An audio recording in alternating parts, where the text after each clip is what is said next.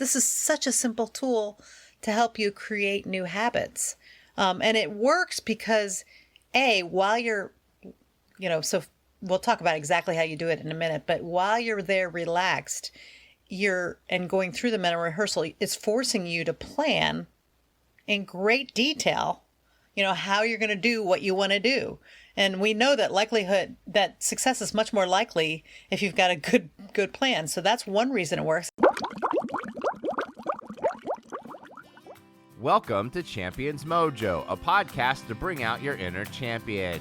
Your hosts are sisters-in-law, Kelly Pallas and Maria Parker. Kelly is a former Division I head swim coach, Olympic trials qualifier, and holds national and world records in masters swimming. Maria holds world records in endurance cycling and won the world's toughest bike race, Race Across America. Both are certified health and life coaches. Our goal is to inspire you through conversations with champions. And now your host, Kelly Pallas. Hello, friends. Welcome to the Champions Mojo podcast, where today we will be talking about mental rehearsal. We all know that we can improve just about anything with practice. What most champion athletes also know is that significant improvement in their sport can be done with mental practice. This can happen anytime and anywhere and goes on inside their heads. In fact, they are usually relaxed with their eyes closed. And today we're excited to talk about how you can use this very simple tool to improve your own life. Hello, Maria. Are you ready to talk about mental rehearsal and how it works?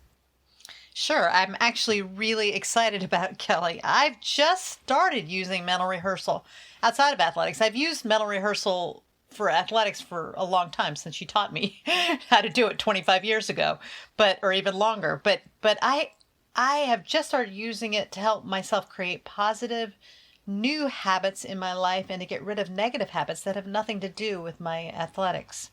So there's some great research that experiencing a really clear image in your mind is almost as powerful as if the experience happens in real life. So today we're going to talk about how and why mental rehearsal works and how to add it to your own life.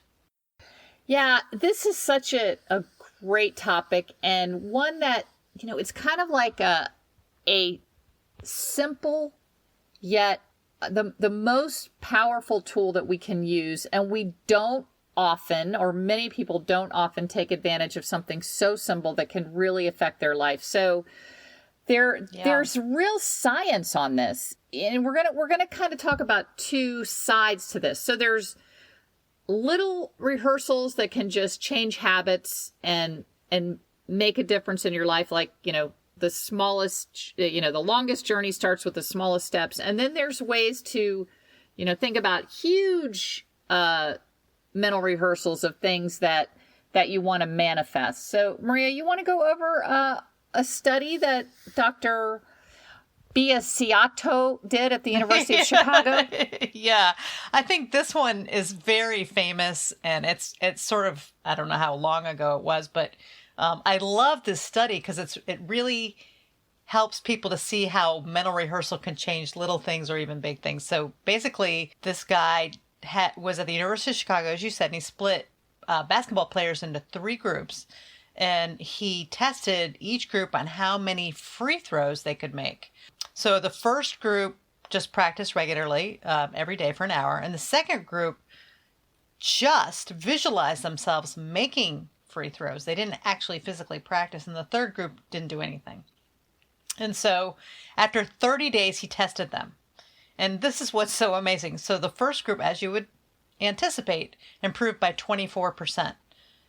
The third group didn't improve at all, which was expected. They weren't doing anything. But the second group, which only did mental rehearsal, they improved 23% without even touching a basketball, just lying there, visualizing themselves, getting that basketball into the basket. So I that's just blows my mind that if you have a good visualization practice or a good mental rehearsal practice, you can really change something without ever actually doing that thing.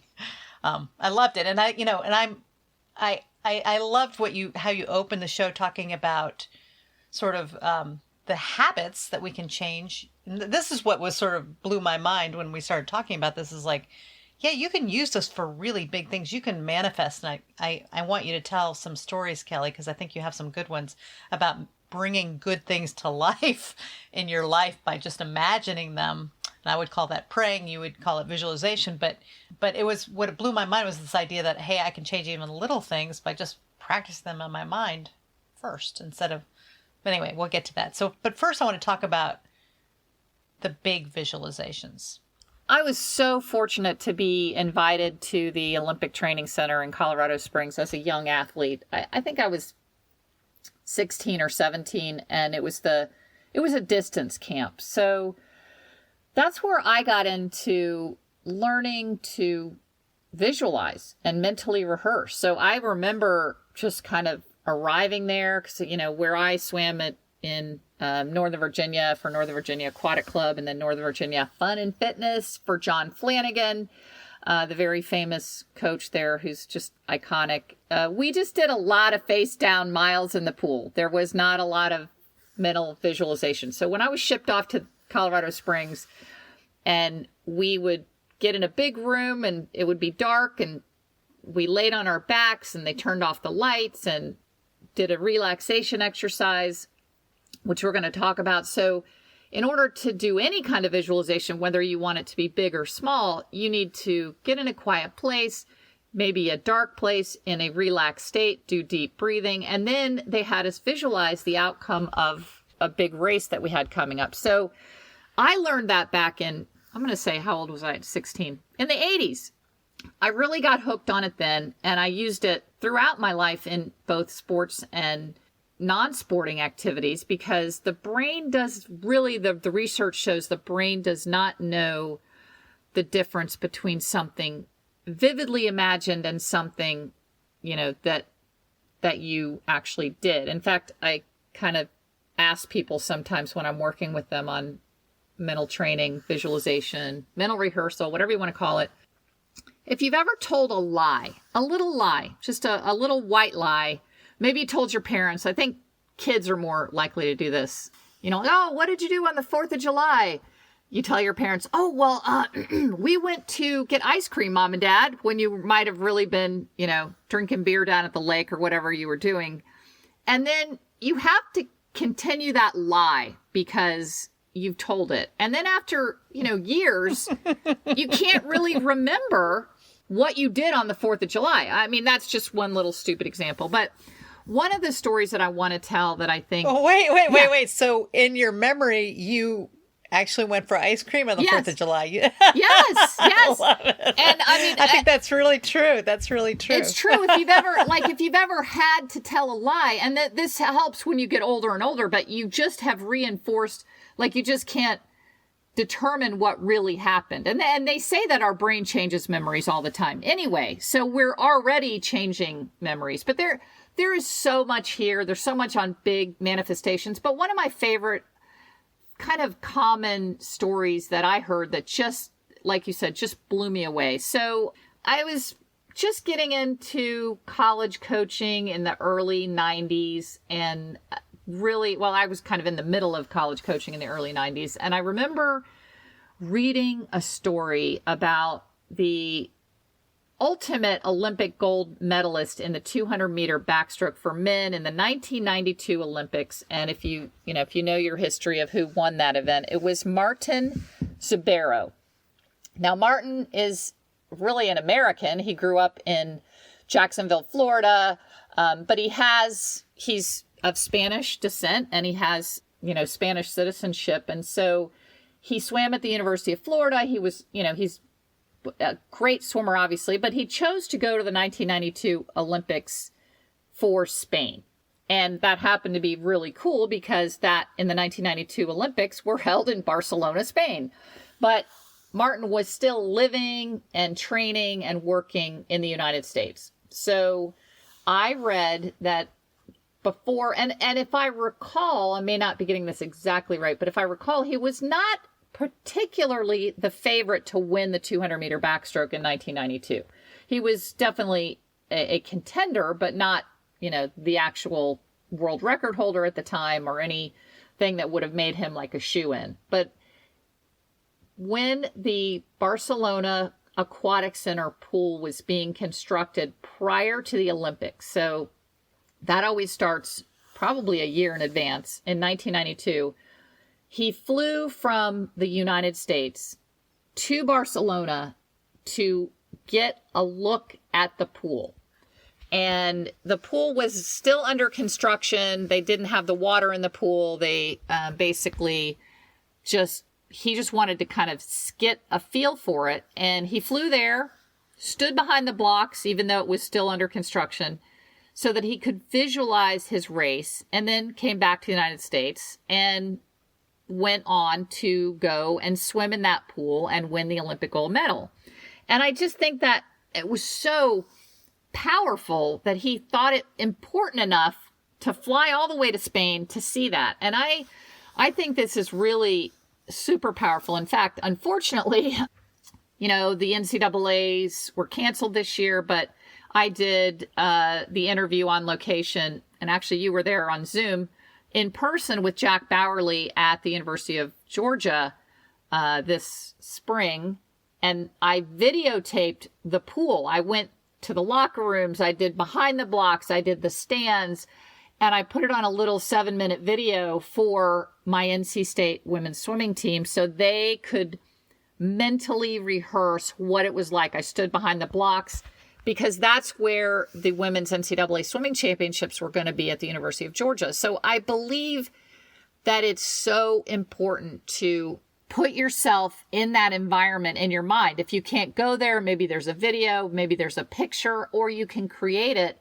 And those are the big things, like the end of a marathon finish shoot, or the final graduation ceremony of walking across the stage. But I think we have to see those big accomplishments and mentally rehearse all 5 senses. What does it smell like? What does it sound like there? What does it feel like there? What does it taste like there?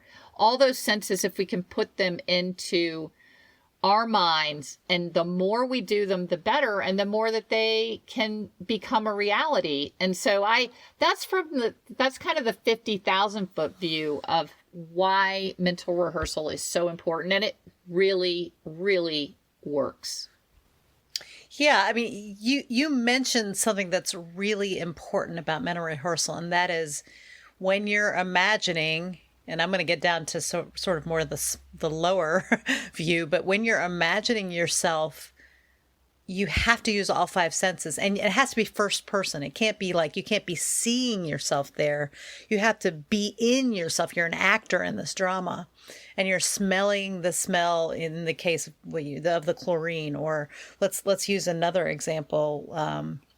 That's maybe closer to home. You're trying to get yourself into a habit of doing daily yoga, or, and so when, if it sounds silly, why not just go do the yoga?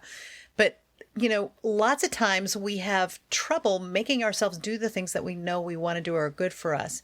And so mental rehearsal, you imagine yourself getting up, you imagine yourself sipping that hot coffee and then turning on your video or whatever you're doing yoga with.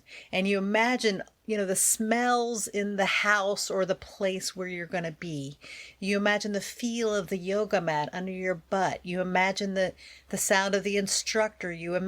But you also imagine feeling good while you're doing it. And we'll get to why that's important in a minute. But you imagine, for the big things, for, crossing the stage for your graduation from medical school, you're thinking, I've done it. You're imagining yourself thinking this. I've done it. I'm here. I'm a physician. You can hear the crowd. You can look out and see your mom and dad's faces, So basically, it's so important to be yourself in this play of your successful self. And I love that all 5 senses is so important. And I want to talk about, again, more on the micro way of looking at this. You can use this. This is such a simple tool to help you create new habits.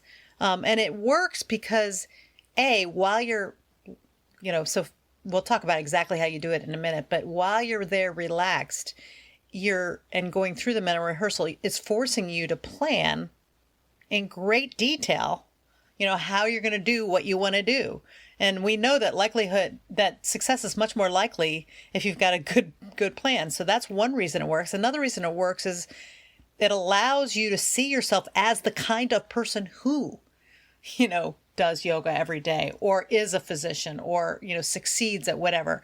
And so that helps you change your identity. And I think a lot of us want to be this person and we don't know how to get there. And mental rehearsal allows us to imagine ourselves pleasurably becoming the person that we want to be.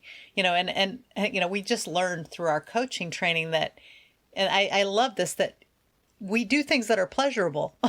So if we're imagining ourselves doing, changing our habit and maybe doing something that might seem hard to us, if we imagine we imagine the pleasure around it, or the pleasure around the success of it, then we're much more likely to do that, because we do things that feel good to us, and we do things that increase our serotonin level and our pleasure. So that's why it works, and if you believe it works, then you'll be much more likely to try this. And I have absolutely, since I've just really started in the last few months trying to use mental rehearsal for small things rather than big things, it really does work. So I'll give you an example. And this is something I'm continuing to work on, and I've talked about it, like food preparation. To eat healthfully, you need to do food prep. And, you need to think the food doesn't magically appear healthfully prepared on a plate, at least not in my house. I wish it did, but it doesn't. So for me, the food prep and the planning and going to the grocery store and doing the food isn't all that much fun. And so it's something that I've really struggled with, but I've been working on rehearsing, every day, rehearsing myself, having that day, what am I doing for food today, and rehearsing the fun and pleasure I will get around, I imagine myself, okay, you're deciding what you're going to eat. And usually I try to have a menu for a few days, and you're going to the store, and it's great to see the beautiful vegetables. And I can imagine myself smelling the avocado and squeezing it and seeing if it's, if it's ripe or whatever. And I'm imagining myself coming home and imagine myself, enjoying music while I prepare food, and I'm doing it early in the day when I have, I'm fresh. And so it's been very effective in helping me have a pleasurable feeling around mental rehearsal, and also a plan. And it's changing who I am to be the kind of person who doesn't mind food prep, who loves food prep, who does food prep because she knows it's important to her health. Yes, Maria, I think those, the sayings, the longest journey starts with one step, or you can eat a whole elephant one bite at a time, that when we're trying, even if we're trying to win an Olympic gold medal, or we're trying to, get a college degree or something big, it all has to start with those small steps. And I think using the visualization, even if it's as simple as, so nothing is harder, I believe, than getting out of a warm, comfortable bed to do exercise in the morning, whether you're headed to swim practice or headed to get on a bike and get out in the cold, or whether you're going on a run, or whether you're just, getting up for work when you're tired. But I feel like that because I learned this at an early age, it is so natural for me to have 2 visualizations before I go to sleep. And I constantly do this. So when I was young, I swam, and I think I've said this before, but our swim practice started at 5 a.m. We hit the water at 5 a.m. So I had to wake up about 4:15 because I wanted to be leaving my driveway at 4:30. And oftentimes, we didn't have a garage, so I had to hack the ice off the windshield. And so when I went to sleep, I would always imagine 2 outcomes. One, that I would get up and, grab my swim bag and a Pop-Tart, which I did, and head out the door with, a thermos of hot something, and drive to swim practice and listen to the radio and see my friends and have the, endorphin high of having done a swim practice before school. And then I, would drive home, and it would just be, that was one visualization. And then there was the other one, which I sometimes thought about, which was, I wake up and I'm warm and comfortable, and I hit the alarm and turn it off, and I go back to sleep. And so those those are mental rehearsals. I mean, those are clearly mental rehearsals. So if you want to get up and run or swim or ride your bike or just do the laundry or whatever you need to do, you've said that, you're going to spend an hour meditating every morning, journaling, meditating, doing yoga, whatever it is that you need to get out of bed and do. Maybe the week before you decide to implement this, just visualize it every day before you actually implement it. And I love putting in the joy of seeing it, of the pleasure of it, and also of being that person who does the thing that you want to do. Yeah, I love that example, Kelly, because in fact, this very morning, last night I did a really tough bicycle race, a virtual bicycle race. This is your Thursday night time trials, right? It's my Thursday night time trials. Yeah, it's tough. I mean, it was exhausting. I got dropped. I was the last person to finish. But, well, you're probably riding with 20-year-olds, Maria, No, I am not. I wish that were the case. These women are so tough. But anyway, I did it. It felt great. I was so sore and tired. I took a shower. Jim and I chatted. We got into bed. Then this morning at 5:11, I looked up and saw the clock. Jim said, "Hey, you want to get up and go for a ride?" And I thought, no, I'm too tired. But then I remembered how fun it would be to ride in the beautiful, it gets light at 4:30, to ride in the beautiful early morning light, and how pleasurable it would be to spend that time with Jim, and how great we'd feel afterwards. And he's often told me the days that we ride together in the morning, they're my best days at work. And I love that. And how it would bond us. And we're discovering new areas to ride around. And I thought, get your butt out of bed and do this, because it wasn't an intentional visualization, but it was a reminder of how fun it was going to be. So I associated it with the pleasure of a great relationship with Jim, the pleasure of riding, and it wasn't a particularly tough ride, but getting out of bed was tough. Yeah. And it's to me, that's a really important thing. And also using your senses. But we'll get into that. Do you want to go through kind of the procedure for mental rehearsal, Kelly? Sure. Yeah. In fact, I think we can just assume that people are not driving or operating heavy machinery. So if you want to, if you are, if and you want to are, do this, stop. Just pause this and listen to it later. But I think we could just do a real quick one, like a little visualization that could help. If you've never done it. And so one of the best ways to relax is to, kind of let a big deep breath. So take in 2 or 3 deep breaths. And if you want to do this with us, that's great. If you don't, but you just, some nice deep breathing. And one of the ways that the experts say is if you breathe in for 5 seconds,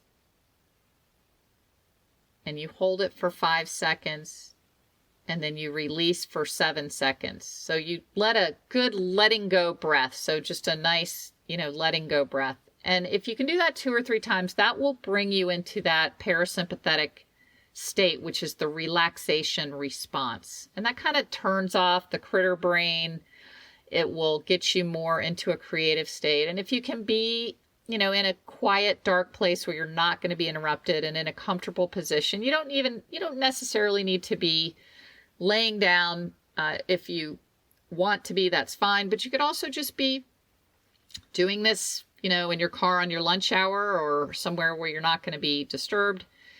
And then if you need to tense and release your muscles, you can go through your entire body, tensing like your feet, and relaxing your feet and tensing your calves and relaxing. And you can go all the way up through your quads, your hamstring, your glutes, your abs, your back muscles, tense your fists, your forearms, your arms, your neck, clench your jaw, release your jaw. So now that's a great way to go to sleep too, the tensing and releasing. And then when you go from there, you want to bring yourself into kind of a peaceful place. So if that for you is a babbling brook in the middle of a forest, or the ocean with the sun rising over it, but start trying to create images in what I call your mind's eye. It's just, it's just a canvas that's blank. So start being able to use those ideas. And then whatever the situation, wherever you want, whatever habit you want to create or outcome you want to see, then as Maria said, you need to be there in person, in that situation. So one of the most ones that I'm so familiar with is, standing behind the block at a big competition. So I am standing there. I can look out. Like right now, I could particularly envision the University of Minnesota Aquatic Center. And, I'm standing there barefoot. My feet are wet behind the block. I'm standing behind lane number 4.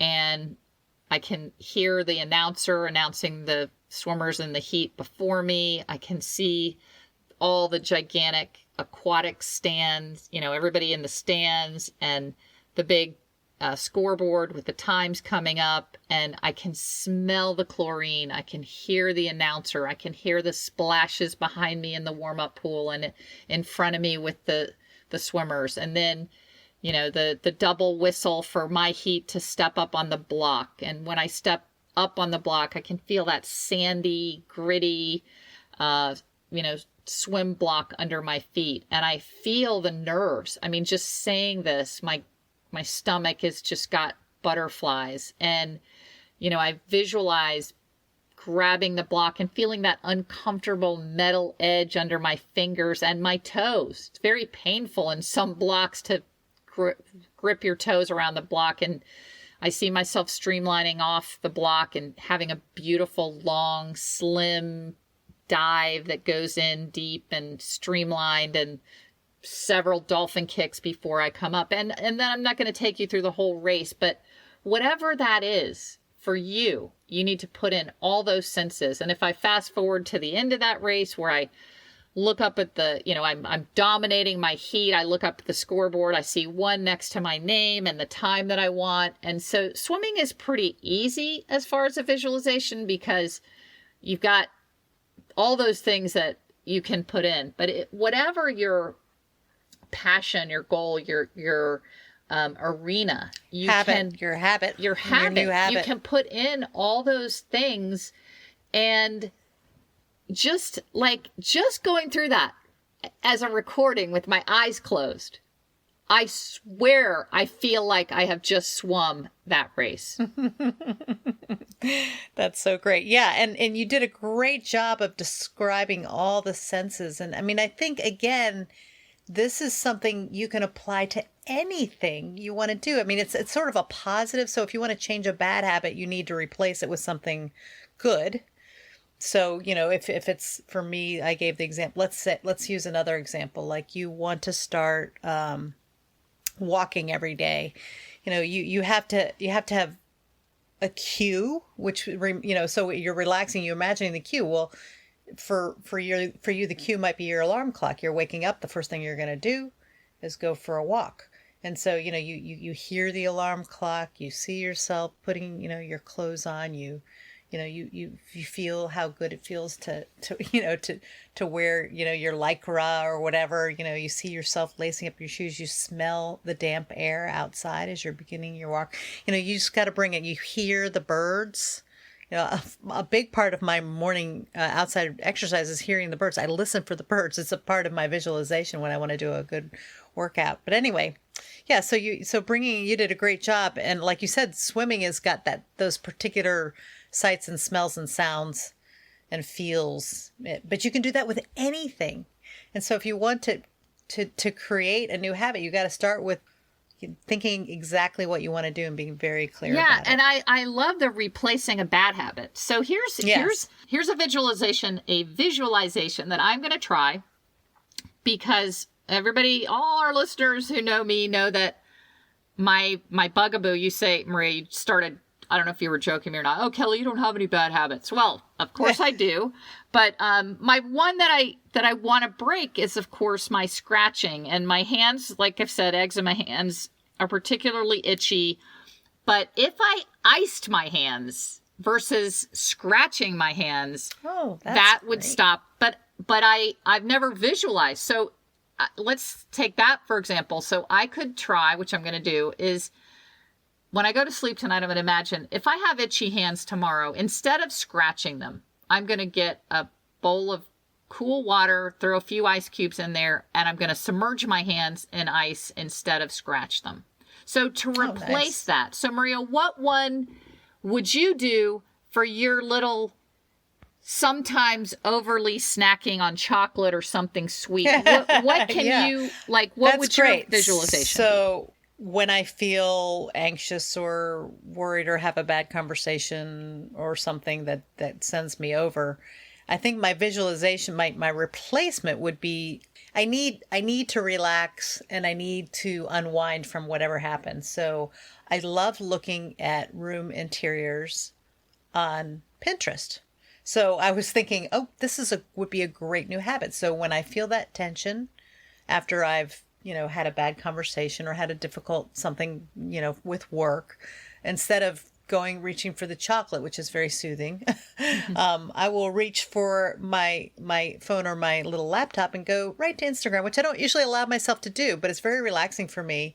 And look at interiors or gardens. I love garden pictures too. So, and that would be a great replacement for me, for when I feel tension and I need to do something to unwind from something difficult. So thanks for asking that question. Oh, Maria, I love that. And no wonder your house always looks amazing. It always, it does. Your home always looks like something out of a magazine. So that is so cool. So I'm going to challenge any listener, if you want to email us at hello@championsmojo and let us know what habit you replace. Like just let's do the small, micro thing. What's a bad habit that you've been doing or something you want to implement that you're going to start visualizing? Because I think that's really fun. So if you write it down, it makes it even more real. It's true. It's true. And I love what you said about, like, even before you implement this new habit, practicing it mentally first for a whole week or a few days. I think that's a great reminder that, hey, we can do it. We can practice it even before we're ready. We talk about changes, there's contemplation, there's pre-contemplation, contemplation, then there's change. So this could be part of your contemplation. Okay, I'm getting ready to change this habit. I'll just mentally rehearse it. I love it. Yeah. Let's just dip our toe in the water. I love it. Yeah. All right, Maria. Well, that's such powerful stuff. I mean, it really is. I can never get enough of this topic. Yeah, I remember when you first introduced it to me years and years and years ago. I was like, oh my gosh. And, since then, yes, it's fabulous. I really, I think it's probably worth another show just to talk about it some more and different aspects of it. But yeah, very powerful. Yes. All right. Well, Maria, it's been great spending this time with you today as always. And I hope you have a wonderful day with a lot of great mental rehearsal. Thanks, Kelly. I love you. Love you too. Bye-bye. This week's quote of the week comes to us from Napoleon Hill. What the mind can conceive and believe, it can achieve. You've been listening to the Champions Mojo podcast with host Kelly Palace and Maria Parker. Champions Mojo is produced by Cabra Media, and a new episode debuts every Tuesday. Subscribe wherever you listen to podcasts and leave us a 5-star review. Follow Champions Mojo on Twitter, Instagram, and Facebook @Champions Mojo.